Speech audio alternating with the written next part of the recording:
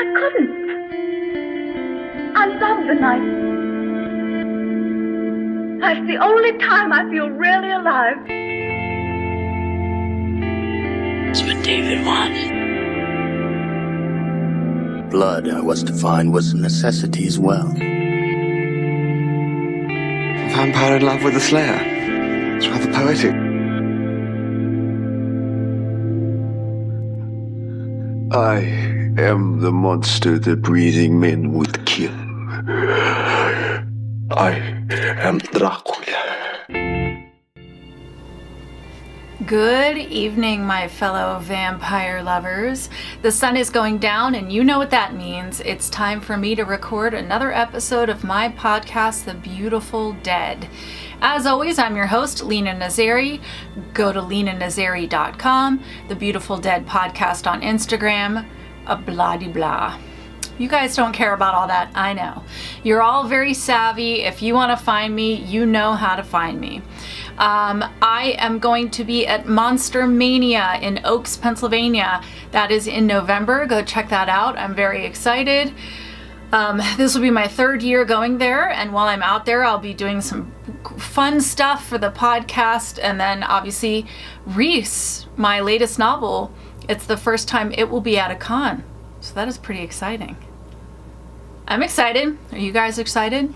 You know why I'm really excited? Because this is the end of August, which means spooky season. Woo, September. I'm so excited. It's my birthday month. It's spooky season. I'm going to New Orleans. Oh my gosh, it has felt like forever to get here. I'm ready for the summer to go away. I'm ready for pumpkin everything. I'm ready for ghost stories and bonfires and hay rides, and I'm so excited. Now, why are we talking about the movie that we're talking about this week? I think you all, if you joined me last week, then you'll know how very disappointed I was in Sir Christopher Lee. I've heard so much about his Dracula. I know I've seen Horror of Dracula before, but it has been such a long time. So I thought, okay, originally I was going to do Countess Dracula and round out Hammer Month, but it's not actually a vampire movie. It is actually about the Countess Elizabeth Bathory just bathing in the blood of virgins. That's it. Like, not drinking it, not a vampire, nothing like that. So if you guys love Elizabeth Bathory, go back and listen to my Spooky Season podcast, I think from 2 years ago, where I talk about Miss Elizabeth, but that was not a vampire movie. And then on top of that, I was like, I feel like I need to give Christopher another chance. Let's go back and watch Horror of Dracula and see where his Dracula began, what he really wanted it to be like before he was more than likely trapped in a contract, because that's the only reason I can guess that he possibly did the Satanic Rites of Dracula. But speaking of Satan, you like that segue? I have so many exciting things planned for September and October. So next week, I'll just tell you right now, we're going to be talking about the vampire Jack Townsend's book, Fame Has Its Price. If you remember on his interview with me, he kept talking about the book, and I was like, all right, I'll read it. And I am a lady of my word, so I ordered it and read it right away.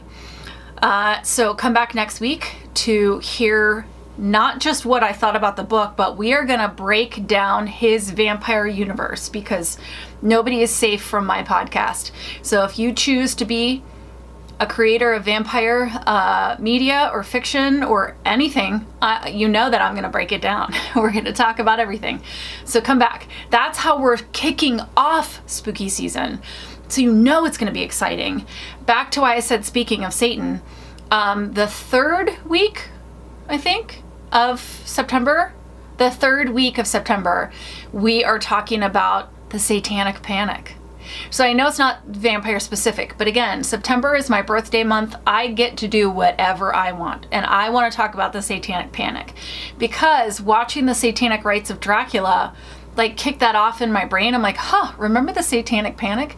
And then I started doing research, and oh boy, definitely come back for that one. Ladies and gentlemen, I did like research. I did deep dives. I read books. I ripped it apart, and I'm very proud of what I'm bringing to you. Let's not forget that your girl has a doctorate. I know how to do research, and I know how. So come back. We'll talk about the Satanic Panic. We're going to talk about witches after that. Are witches vampires' best friends? Are they meant to be soulmates, or are they actually like mortal enemies? Come back and hear my thoughts on that. And then the end of September, we're going to celebrate my birthday by having a very special guest on this podcast. This guy is a vampire professor at the University of Pittsburgh. He teaches a vampire class. I randomly reached out to him and we had amazing conversations. He turned me on to some amazing books. And then I said, you have to come on my podcast. And he said, okay. So he and I will be teaching you vampire history, Vampires 101, baby. It's a college class on vampires, so you need to join me for that. That's how we're celebrating my birthday, and then we're diving right into right into October. I'm so excited. So please, please, please come back for all of that. I promise you will not regret it. So let's go ahead and round out August, because we want to get into all of that stuff that I just told you about. Horror of Dracula. Christopher Lee's first time donning the cape as the Count himself. I'm going to go ahead, if you've never listened to me before or watched me before, massive spoiler alerts, I'm definitely going to ruin it for you, because that is what I do on this podcast. And if you're on YouTube, you see me checking my phone, and I know that's super rude, but both of my children are not in the house right now, and I want to make sure it's not them. And it's not. Okay. Let's do this. The summary. We are going to tell you about the movie from beginning to end, then we're going to break down the universe, so be ready for it. Horror of Dracula from Hammer Films. The first time Sir Christopher Lee and Sir Peter Cushing faced off. All right. In 1885, Jonathan Harker arrives at Count Dracula's castle near Klausenburg to take up his post as librarian. Inside, he is startled by a young woman who claims to be a prisoner and begs for his help. Dracula arrives, greets Harker, and guides him into his room. Alone, Jonathan writes in his diary, revealing his true intentions. He is a vampire hunter, and he is there to flush out Dracula. Sometime later, Harker again is confronted by the woman. She reveals herself to be a vampire and bites his neck. Dracula arrives and pulls her away as Harker passes out. After awakening in his room in daylight, Harker discovers the bite marks on his neck. He realizes he has lost nearly an entire period of daylight. Harker writes a final entry in his journal and hides the book outside the castle. He descends into a crypt to find Dracula and the vampire woman resting in their coffins. Harker first stakes the woman, mistake, who withers to old age and dies, then turns to Dracula's coffin and finds it empty. Dracula, awakened and angry, closes the door to the crypt, trapping Harker. Side note, if you're a hunter and you've got two vampires like basically comatose in a coffin, definitely start with the bigger one. Days pass, and Dr. Van Helsing arrives in Klausenburg looking for Harker. An innkeeper's daughter gives Harker's journal to him. He travels to Dracula's castle and finds it deserted, but comes across the portrait that Harker had of his fiancée Lucy Holmwood. With the photos now gone, he finds Harker in Dracula's coffin in the crypt, transformed into a vampire.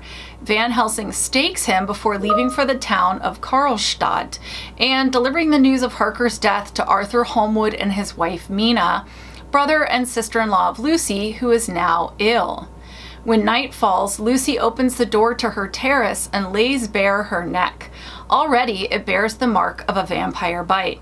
Dracula then arrives and bites her again.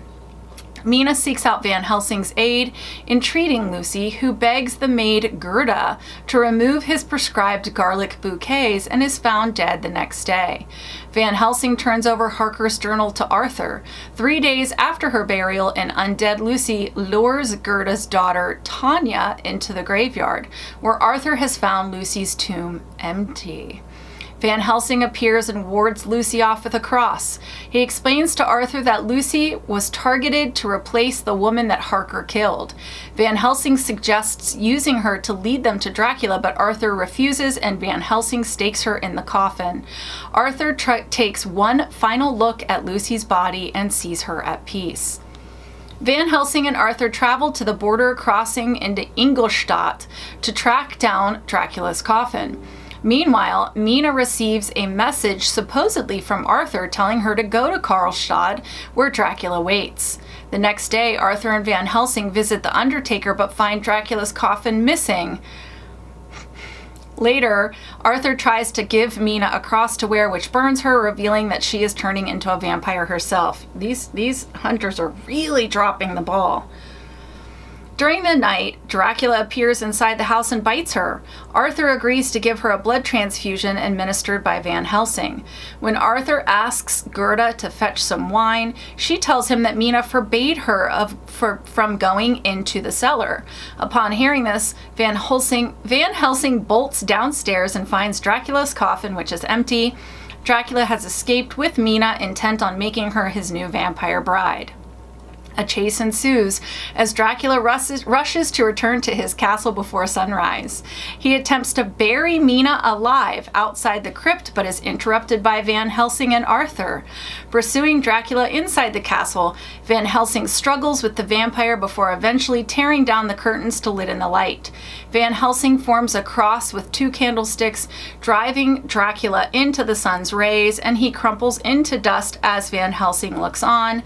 Mina recovers and the cross-shaped scar fades from her hand while Dracula's ashes blow away in the morning breeze, leaving only his clothes and his ring behind. Dracula. There you go. Vampiric crossovers and trivia. So we already said we're not doing crossovers because Peter Cushing and Dracula, and now I'm calling him Dracula.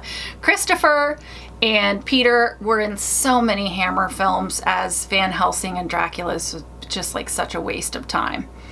I will say though, the guy that plays Arthur played Batman's butler. That was every time he came on screen, that was all I could think of. All right, there is some very cool trivia that I have to share with you. The cape worn by Sir Christopher Lee was discovered in 2007 in a London costume shop during its annual inventory taking. Could you imagine being that person? It had been missing for 30 years. Who was doing the inventory for those 30 years? Like, were they just checking off that they did it, but weren't actually doing it? And then like somebody showed up and was like, I think I'm actually going to do inventory. Boom, Dracula's cape. Believed to be worth around $50,000. They even contacted Lee to verify its authenticity. That is wild. Lee, in the title role, Dracula, had to drop a woman into a grave, but when he carried her, she was unexpectedly heavy, and in trying to drop her in the grave, Lee also fell in. So I watched a couple videos about this, and they were saying that Lee had carried the actress who played Mina around many times, and the stunt woman was heavier. So he misjudged it and like fell in with her because she was heavier. Oh man. Man, I wish we could have seen bloopers. Like bloopers from the 50s must have been amazing.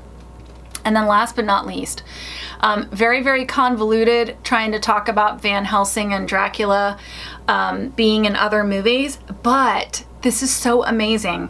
So I found out from many, many sources that Peter Cushing and Christopher Lee were real life best friends up until the day they died. There was one story about how they both loved the Muppets and they would do the voices all the time. And then one time they were at a theater watching a Muppet movie and they were so loud laughing and stuff that they were kicked out. They sound like so much fun. They must have had so much fun doing these movies if they were actually best friends. I just love that.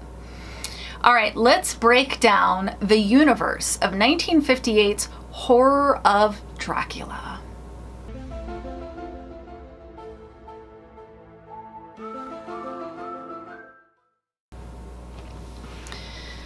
Relationship to humans. Like any good vampire, they walk amongst the humans unknown. They feed from the humans. They turn some into vampires. Often it's too late when the humans realize that they are in the presence of a vampire. But then, of course, there are some humans that know about vampires, study them, and hunt them, like Jonathan and Van Helsing. So let's go ahead and talk about like the big changes. In this version, Arthur is Lucy's brother, not suitor. Arthur is married to Mina, and Arthur's sister Lucy is the fiance of Jonathan. And Jonathan and Van Helsing are hunters together in this like hunter society. So those are very big changes to the book. The one thing I do want to say is that Jonathan's not a great hunter, because he apparently goes to this castle knowing that Dracula is a vampire. And then this girl is like, save me, save me. And he like pulls her in close, and then she freaking bites him on the neck. Like, how are you not on high alert? And how do you get bit on the neck by a vampire when your whole job is vampire hunter? Please. Please help me to escape.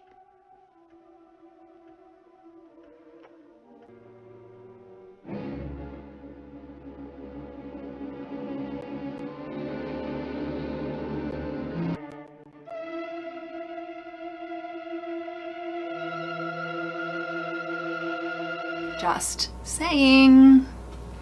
Relationship to animals. I was surprised and disappointed that this was a Dracula film without wolves or bats, the creatures of the night. Listen to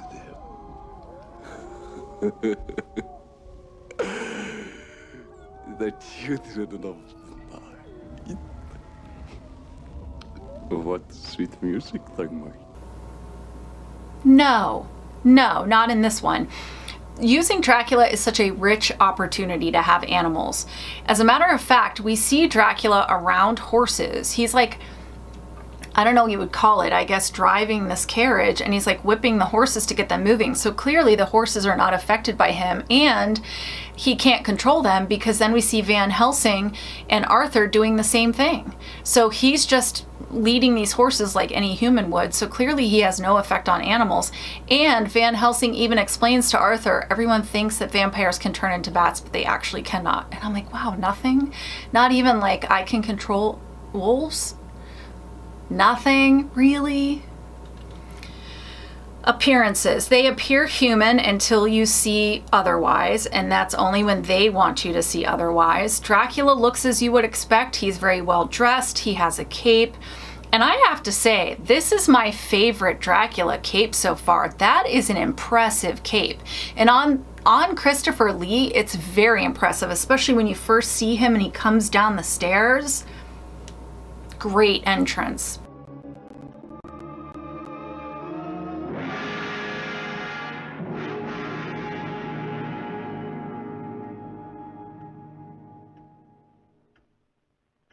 Mr. Harker, I'm glad that you've arrived safely. Count Dracula. I am Dracula, and I welcome you to my house. Perfect. Fangs. 2 sharp, retractable canines. Blood. Yes, they crave blood. We only see them drink from humans, so we can assume it has to be fresh human blood. And we also see a blood transfusion. It's not the first time we've seen that. To try and slow the process of Mina being turned. Food. The vampires do not eat or drink wine. Garlic repels them. Classic. Sunlight. When exposed to the sun, they immediately disintegrate into ash. And you don't just like burn and then you have the chance to heal like we see in other Draculas. No, you're like instant ash. This is how Dracula actually meets his end, because Van Helsing rips the curtain down and his foot is in the sunlight and his foot turns to ash. Then he falls back, his hand turns to ash. Let me tell you, if you are battling Dracula and you want to even that playing field, immediately taking away a hand and a foot is a pretty good way to do it, because it's going to be real hard for him to fight you if he's like hopping around on one foot and has one missing hand.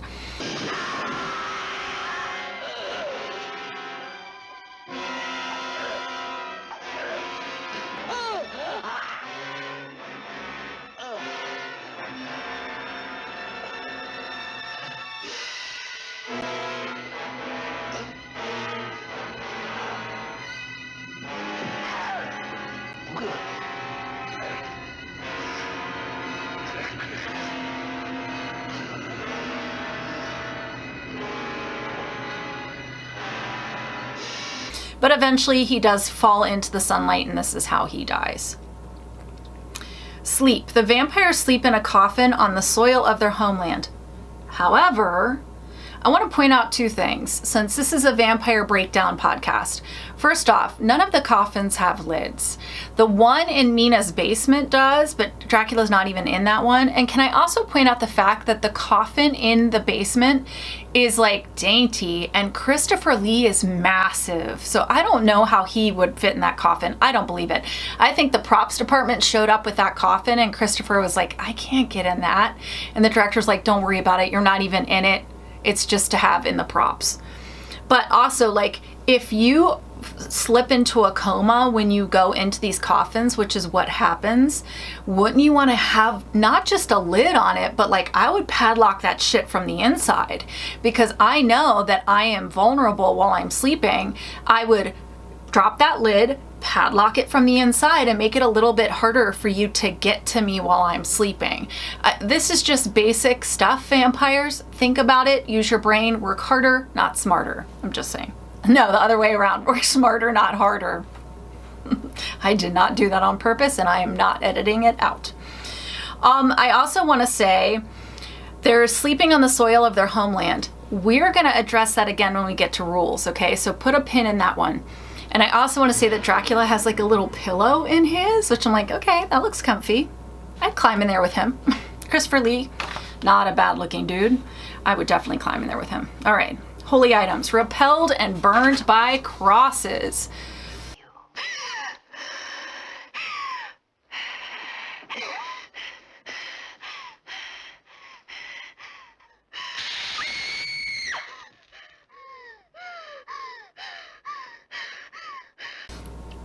Rules. All right, let's talk about the rules. I love a Van Helsing character that explains all the rules to you. Oh my God, love you guys.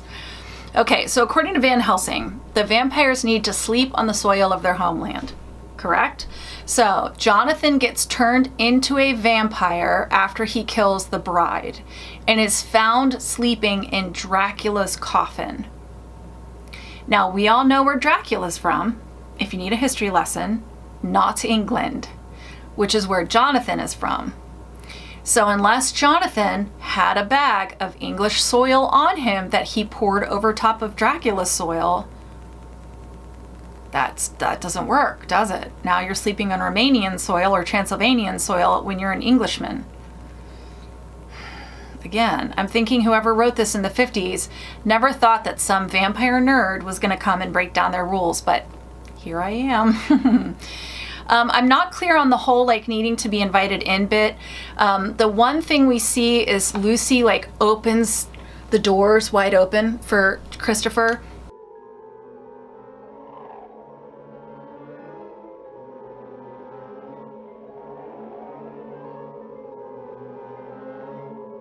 And then he shows up and he comes in, but we find out that he's already bitten her at this point.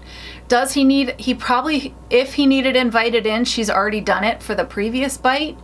If not, is her flinging open the doors and like opening up her nightgown, is that an invitation? Because I feel like it is. I mean, if I were a vampire, I'm not trying to like nitpick, but I would say that's an invitation. We also know that if the sire is killed, the victim hasn't fully turned, then they are now saved and they don't turn. So we see that happen. Mina's cross-shaped burn on her hand disappears when Dracula dies. And like I said, thank you to Van Helsing for listing out all the rules for me. It makes my job so much easier. We were rewatching Abigail last night, and my daughter even said that. She's like, it's kind of nice when they do that for you, so it's easy to take notes. I was like, oh, I know, trust me, I've mentioned it. How are they made? Okay, so Van Helsing was also nice enough to explain this to me. The bite of the vampire infects you, and then once you die from blood loss, you rise as the undead. But Dracula, after infecting Mina, tries to bury her alive, which, like, what a ladies' man. So I guess you just need to die. I'm guessing that Dracula, since Jonathan was already bit, and Dracula was, like, pissed that his girl was killed, he probably just snapped Jonathan's neck. I doubt he gave him a nice death. So I'm gonna use my expert opinion on this and say, once you're bit, the virus is inside of you, you get killed, you die, and then you come back as a vampire. The only thing that can save you from that is if your sire is killed before you die. All right, write that down. Take notes, everybody. According to this film, vampire victims have the same symptoms as anemia patients, which I thought was interesting. Feeling tired, weak, short of breath, and a poor ability to exercise, which we call exercise intolerance. Again, that's just the basic signs of anemia. That's not necessarily a vampire victim. Just saying. Sorry for the coughing. Oh, I forgot to talk about my vampire tea. Of course, I have Brides of the Damned. Duh. Brides of the Damned, of course I have that one. And I'm about to take a big sip because of my throat. It's a green tea with apricot, nectarines, cranberry.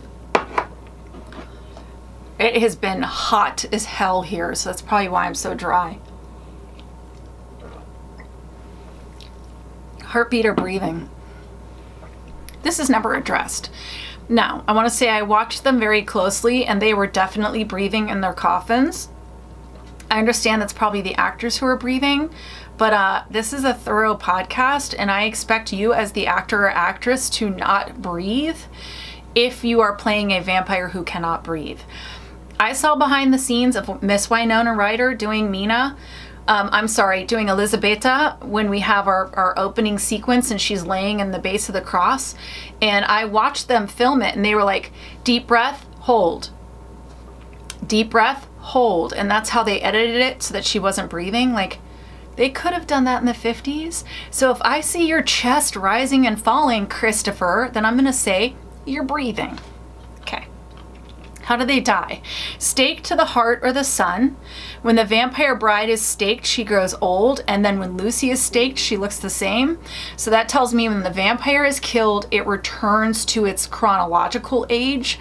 So let's say the bride was like chronologically 90 or 100. She returned to that when she was staked, whereas Lucy had just died 3 nights prior. And then, of course, Dracula turns right to ash because that boy's old. And also sunrise. The sun. All right, are they good or are they bad? I'm sorry to the vampires who are watching this, but this version of Dracula is in no way redeemable. There's no love story. There's no like, oh, I can see why he did what he did, PTSD. Like, no. The vampires are the bad guys. The hunters are the good guys. Even though the hunters are really bad at being hunters, they are, I guess, the good guys. Tropes I love, tropes I hate. Okay, tropes I love. I love when the curtain is ripped down or the rock is thrown to expose the sunlight very quickly.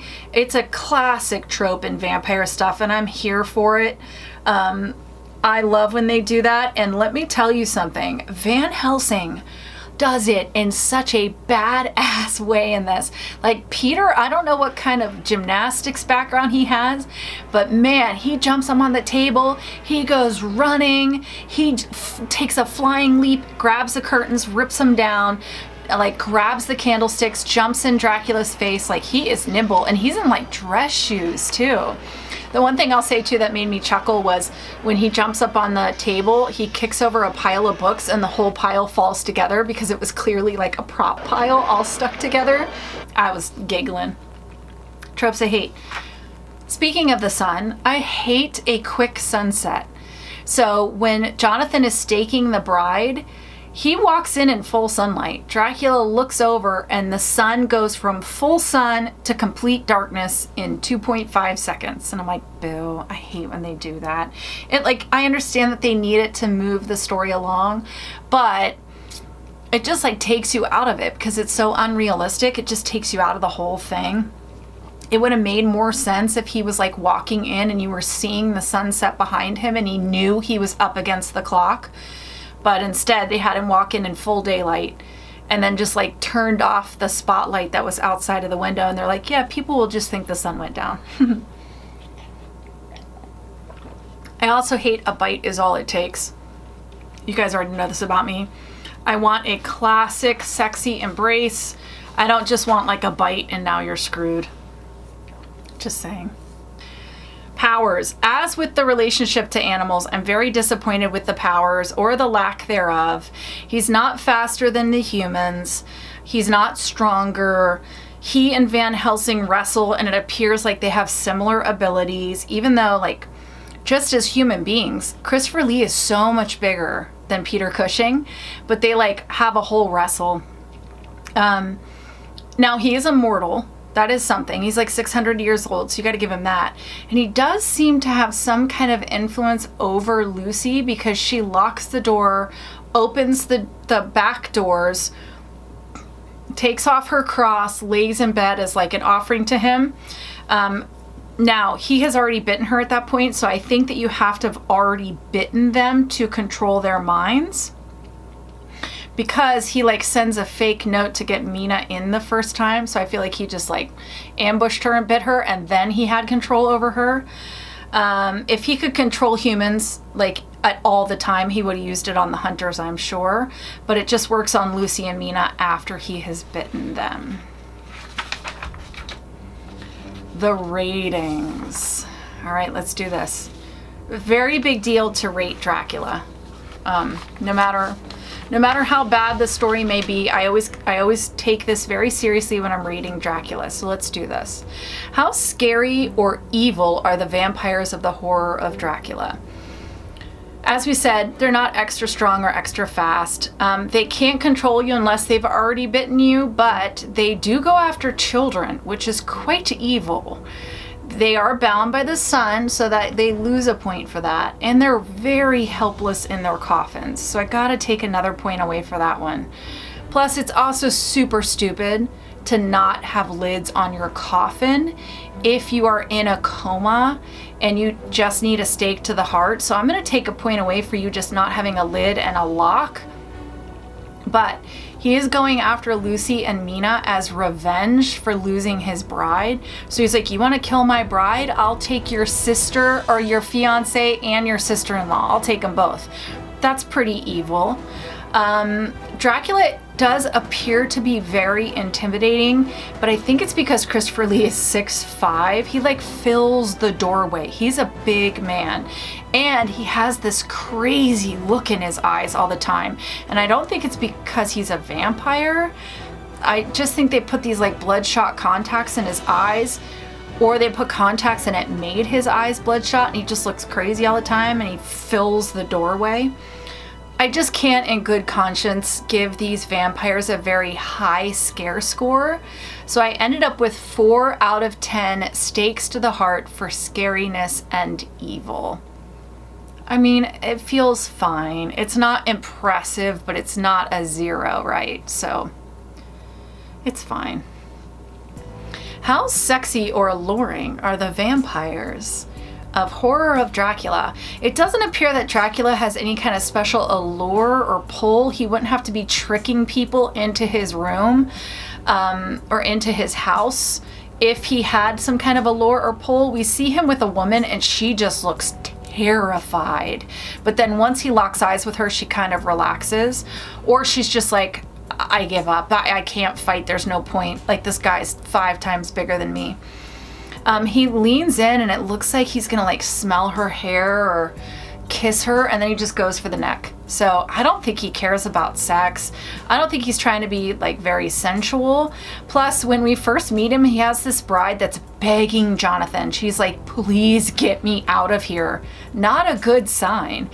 And then we see him like throwing this girl around. He's so rough on her. He is not nice to her at all.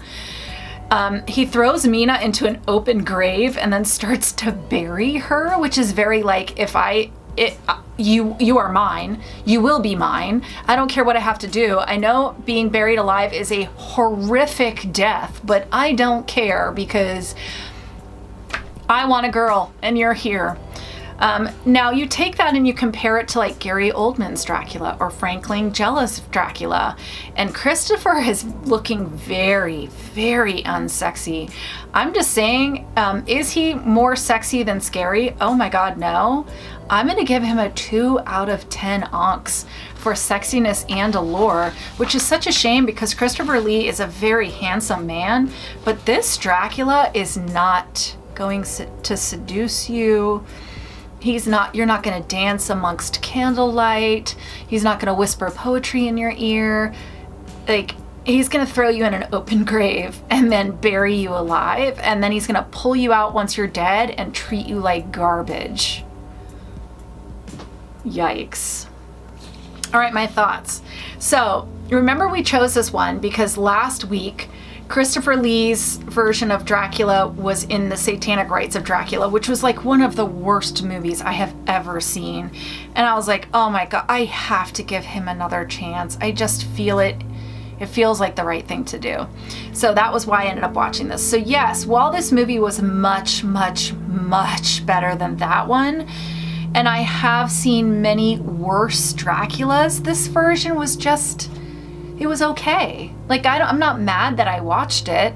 And if it was on again, I would watch it again, but I'm not going to seek it out. I'm not going to tell people like, oh my God, you have to watch this. I didn't like the changes from the book. I did love when we find out that Dracula got Mina to hide his coffin in her own cellar.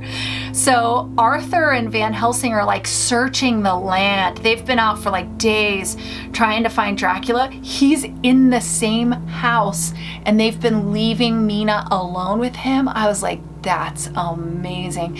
And the scene where Van Helsing figures it out and like takes off running is so good. It's so well done.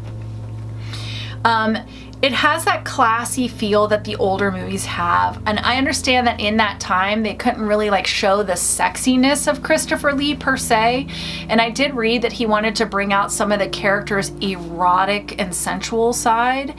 And then I read that the director said he added sexual subtext to Dracula's seduction of female victims. This is a quote.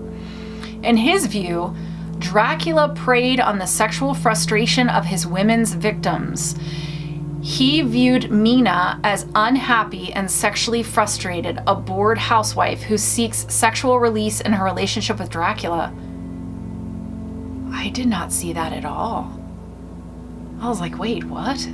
So even when they were trying to be sexy, like maybe it was the time and it was just so closeted and all they could do was subtext, but I was just like, I did not see that at all. Mina was not played like she was bored with her husband. Dracula was not played very sexy at all. Yikes. Now, I did read that Christopher Lee tried to play the character of Dracula according to his theory of the loneliness of evil. That's a direct quote. He developed this theory after reading the original novel. In his view, Dracula feels lonely and does not actually want to survive. Dracula continues existing because he feels that he has no choice. Now that I did see. I definitely saw like some bitterness, some frustration, some like, I just hates everyone around him. In this version, I mean, after 600 years, I can see that he would be pissed. He'd just be pissed that he, like every time he opened his eyes and woke up, he'd be like, oh my God, why am I still here? Why won't someone kill me? And looking at it from this lens, I definitely have much more respect for his performance. And I may go back someday and rewatch it knowing that through that lens, that I understand. Did Christopher dethrone my top 4 Draculas? Gary Oldman, Frank Langella, Nicolas Cage, and Bela Lugosi. No, he did not. But he did redeem himself from last week. I will give him the 5th spot. Originally, Gerard Butler was there, but now I'm giving Christopher Lee that. He deserves that respect. He's played Dracula more than anybody else. I think he did incredible with what he had, and looking at it through the lens of like loneliness and anger and bitterness and frustration, that gave me some real respect for the performance. It feels right. I'm thrilled that I finally did this. I'm so glad that I went back. But to watch this and then know that it ended with the Satanic Rites of Dracula just makes me sad. Do you agree with my top 5? Please tell me in the comments. If not, tell me who your top 5 Draculas are. Next week is September. We're gonna pull my tarot for September. We're gonna talk about Jack's book. We're gonna kick off spooky season. I am so freaking excited. Go check out my Instagram for the full plans of September and October.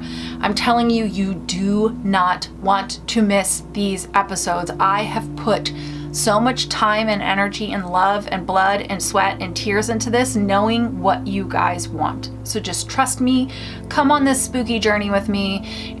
Let's say goodbye to August. I'm so ready. I'm so ready. Tell me what you guys are gonna do this autumn. I need ideas. All right, I wish you wicked hugs and bloody kisses. Good evening.